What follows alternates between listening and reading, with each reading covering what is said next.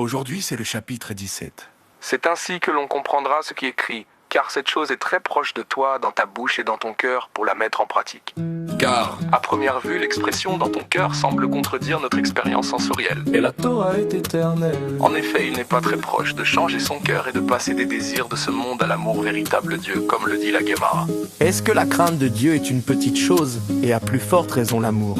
Nos sages ont également dit que seuls les justes Sadikim Ont leur cœur sous leur contrôle, mais en réalité, l'expression pour la mettre en pratique signifie ceci. Il s'agit de l'amour qui mène uniquement à l'accomplissement des commandements.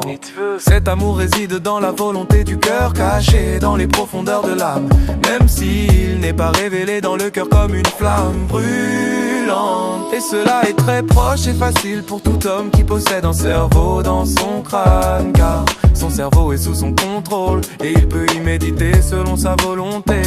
Lorsqu'il méditera sur la grandeur de l'infini, béni soit-il, il engendra nécessairement dans son esprit au moins l'amour de Dieu pour s'attacher à lui par l'accomplissement de ses commandements et de sa Torah.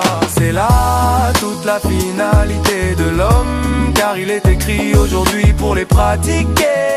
Aujourd'hui désigne ce monde-ci, qui est précisément le monde de l'action. Et demain dans le monde futur sera le temps de la récompense, car le cerveau par sa nature et sa naissance domine la cavité gauche du cœur, le siège des émotions animales, ainsi que la bouche et tous les membres du corps qui sont les outils de l'action.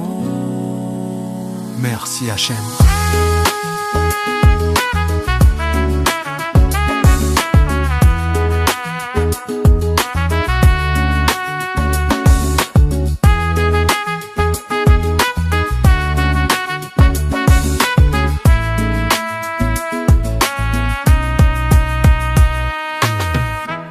Voici le résumé des points clés de l'étude d'aujourd'hui.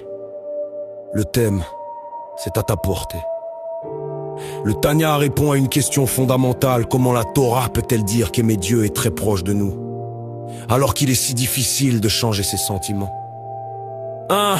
La distinction entre le cœur et l'action. Le texte explique que changer ses émotions profondes pour qu'elles soient passionnées est un travail de tzaddik juste. Mais le but de chaque juif, le Benoni, est l'action et la parole. L'amour qui est très proche n'est pas forcément une émotion brûlante, non, mais une décision intellectuelle qui mène à pratiquer les mitzvot. La suprématie de l'esprit. Le point le plus important d'aujourd'hui est que le cerveau domine naturellement le cœur. Même si tu as des désirs ou que tu es distrait, ton cerveau a le pouvoir de forcer ton corps à agir selon la volonté de Dieu. 3. La méditation accessible, n'importe qui s'il prend quelques minutes pour réfléchir avec son cerveau dans son crâne à la grandeur de Dieu infini, créera une étincelle de volonté. Cette étincelle suffit pour accomplir la Torah. En résumé pour ta journée, ne te décourage pas si tu ne ressens pas de feu spirituel. Le Tanya te dit aujourd'hui: utilise ton esprit pour diriger tes actes, car c'est là que réside ta véritable force. L'action compte plus que l'émotion. C'est un message très encourageant. La spiritualité n'est pas réservée à une élite. Elle commence par une simple pensée contrôlée.